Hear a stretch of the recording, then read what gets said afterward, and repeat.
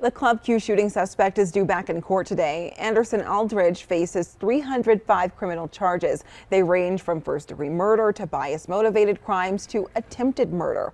District Attorney Michael Allen says he wants to add 12 more charges from 2 survivors.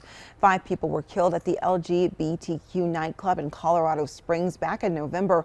At least 19 others were hurt. An Aurora police officer is now out of jail on bond. Officer Douglas Haroon is accused of punching a woman with disabilities. According to arrest papers, Haroon was returning home Wednesday when he got stuck behind a woman walking her dog off leash. The two reportedly started arguing with one another before he got out of his car. Our Danielle Kreuter spoke to a witness who didn't want to show their face on camera. I saw a male basically pinning a female on the ground. She was on her back, screaming, crying. She said, "You hit me 5 times." Aurora Interim Police Chief Art Acevedo declined to speak with us about the case, but he did release a statement saying in part the alleged actions Wednesday night are inconsistent with the Aurora Police Department's core values. A lawsuit blaming Xcel Energy for causing or at least contributing to the Marshall fire is moving forward in court today. A judge allowed the case filed by the owners of Eldorado Liquor to continue. And the lawsuit claims Xcel's equipment contributed to the fire, which burned more than 6,000 acres and destroyed more than 1,000 homes and businesses in Boulder County. Xcel could be held accountable for $2 billion in losses. The official cause of the fire, though, is still under investigation. The Denver School Board has decided to close Strive Prep Kepner Charter School, and now the 180 students enrolled there will have to choose from other nearby options for their education. The Southwest Denver School has been struggling with low performance since even before it became a charter school. But because of declining enrollment around the district and declining funds, Superintendent Alex Marrero says the issue of school closures isn't going away anytime soon.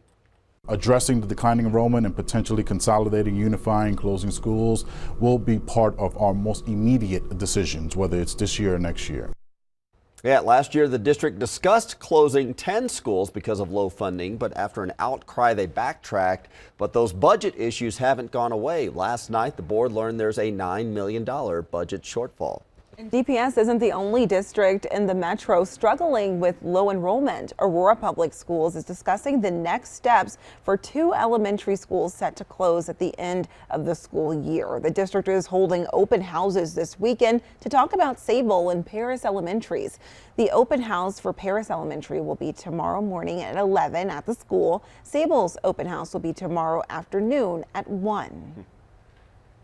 Well, why fight the holiday weekend traffic on I-70 when you can take the scenic route to the mountains aboard the Winter Park Express ski train? Denver 7's Veronica Acosta is live from Union Station inside the train. And Veronica, the first train is taken off in less than an hour here. Less than an hour. We just moved the train back, and I will say there's already skiers and snowboarders right outside these windows kind of waiting for the doors to open so they can get a good seat inside, and much better in here. It's a lot warmer, a lot nicer, so I can totally understand why they're waiting to get inside. This morning we are talking to Jen Miller, who's with us. You are from Winter Park Resort. Yes. That's where this train's going. Sure. And of course all of these skiers and snowboarders, they're trying to get up there because they want to ski and snowboard. So I guess run us through what the resort is kind of looking like in terms of snow right now. The resort, we have about 172 inches of snowfall this season, which is a really good snowfall at this point in the season. And we have about a 54-inch base. So most of the mountain is open. There's still a few outliers that we're working on, but lots of really good skiing, and there's more snow on the forecast. And I know part of the reason, at least this is what Brian and Jessica have been talking about all morning long, is this ride is enticing because you don't have to sit in that traffic. But what else about this environment is so exciting for the folks who are going to be getting on today? Yeah, the obvious thing is you don't have to sit in traffic. It's about a 2-hour ride, and the scenery is fantastic. It goes through multiple tunnels, and it finishes through the Moffett Tunnel, which is a historic tunnel. It's about 6.2 miles long. And then you come out right at the base of the resort, and you can grab your skis and go get on the lifts and head up and enjoy your skiing. And if you do want to ride this, if you're watching this morning, you think that might be something good for my family and I to do, you kind of have to act on it quick because some weekends are sold out. Run me through kind of how that works. Yes, there are a few trains that are sold out. Not that many, but it is still something that people really like to do. So I encourage people to go, and if they're interested, in book their seats now. Through the end of March is when the train runs. Perfect. Well, Jen, thank you so much for joining us this morning. We are going to go try and talk to some of those riders who I told you guys are outside, skiers and snowboarders already with their skis, kind of just waiting to be able to get in here. Train takes off at 7 this morning. You guys, you heard Jen say it takes about 2 hours to get out there, and a really exciting time for so many people. We're live in downtown Denver. I'm Veronica Acosta, Denver7. Yes, and mimosas on board. Yeah, well, it takes off for at those 7. Of age, yeah. We still have time to meet her out there. And coffee. Right. And coffee too, yeah, to wake up early. All right, thank you, Veronica. Well, of course, all of this early season snow is helping the resorts and hotels in the mountains. Bookings during the end of November and into December have been very, very strong, particularly for December and January arrivals. And that's throughout the West as well as in Colorado specific areas. So it's been a blessing that was really unexpected and helps to settle some of those economic things that make consumers a little bit jumpy.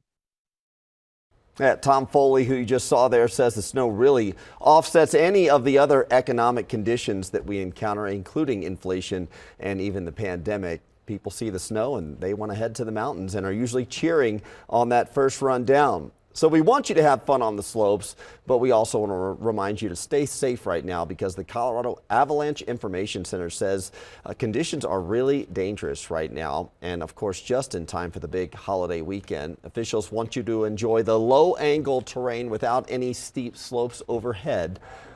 Understand where you are, especially if you're in the backcountry. You can also check the latest conditions on the CAIC's website or app. Lisa. Yeah, all that snow, a good news and bad news scenario, unfortunately. Now at 6:10, if you are heading up to the mountains today, by first run, we're going to see some teens to low 20s, mostly sunny skies today, drier conditions in the mountains today and tomorrow, and then this afternoon, 30s for the most part, under, again, some sunshine. Take a look at our statewide highs. Denver at right around 50. We're going to be closer to 60 across parts of southeastern Colorado.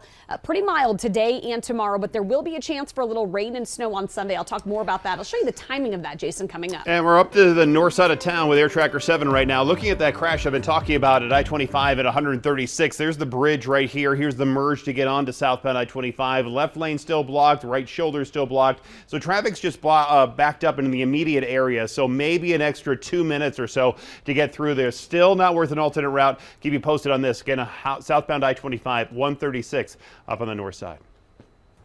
Remembering Lisa Marie Presley, we're looking back on the life of the king of rock and roll's only child and the legacy she carved out on her own.